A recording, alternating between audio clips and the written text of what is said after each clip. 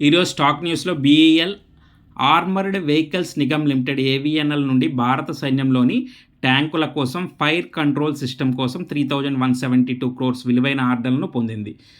అశోక్ లేలాండ్ వాహన ఫైనాన్సింగ్ కోసం బజాజ్ ఫైనాన్స్తో భాగస్వామ్యం కలిగి ఉంది.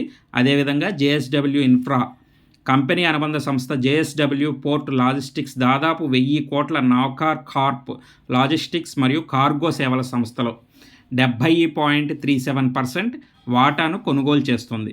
కొచ్చిన్ షిప్యార్డ్లో డ్రై కార్గో నౌకల సరఫరా కోసం నార్వేకు చెందిన కంపెనీ నుండి కంపెనీ అనుబంధ సంస్థ 1,100 crores ఆర్డర్ను కూడా పొందింది.